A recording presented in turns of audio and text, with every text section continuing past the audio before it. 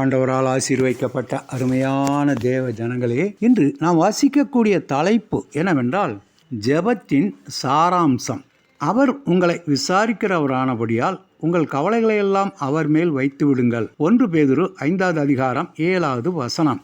Abraham Lincoln அமெரிக்காவின் ஜனாதிபதியான போது அவர் உடைக்கப்பட்டிருந்த தேசத்தை உருவாக்க வேண்டியது இருந்தது. லிங்கன் ஒரு புத்திசாலித்தனமான தலைவராகவும் உயர்ந்த நற்குணங்கள் கொண்ட மனிதனாகவும் தன்னுடைய நன்மதிப்பை ஸ்தாபித்திருந்தாலும் அவருடைய மற்றொரு தகுதியே அவருடைய எல்லா செயல்களுக்கும் அஸ்திபாரமாய் திகழ்ந்தது. அது என்னவென்றால், தன்னிடத்தில் ஒப்புவிக்கப்பட்ட பொறுப்பை செயல்படுத்துவதற்கு அவர் தகுதியுள்ளவர் அல்ல என்னும் அவருடைய நம்பிக்கையே அந்த தகுதியாகும். தன்னுடைய இயலாமைக்கான அவருடைய பதில் லிங்கன் சொல்கிறார், எனக்கு எங்கும் செல்லுவதற்கு வழியில்லை என்ற நிலைமையினால் நான் பலமுறை முழங்காலில் நிற்க உந்தப்பட்டேன் என்று கூறுகிறார். அந்த குறிப்பிட்ட நாளை சந்திப்பதற்கு என்னுடைய ஞானம் போதுமானதாக இல்லை என்கின்றார். வாழ்க்கையின் மிகப்பெரிய சவாலான சூழ்நிலைகளை சந்திக்க நேரிடும் போது நம்முடைய குறைவான ஞானத்தையும் அறிவையும் பலத்தையும் கொண்டு லிங்கனை போன்று எதிர்த்து போராட முனையாமல்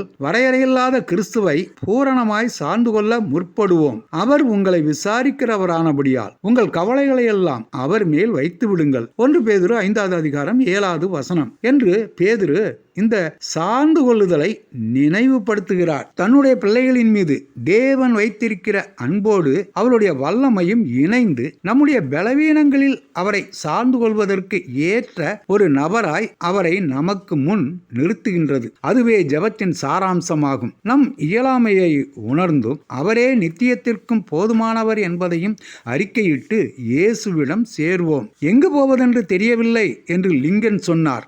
ஆனால் தேவன் நம்மீது மிகுந்த அக்கறையுள்ளவராயிருக்கிறார் என்று தெரிந்து கொள்வதே நற்செய்தி. அவரிடத்தில் நாம் போகலாமே.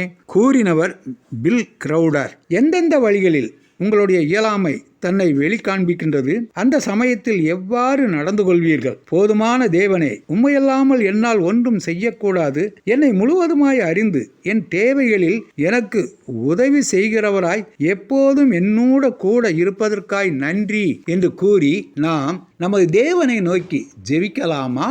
ஆண்டவர் தாமே நம் அனைவரையும் ஆசீர்வதிப்பாராக. ஆமென்.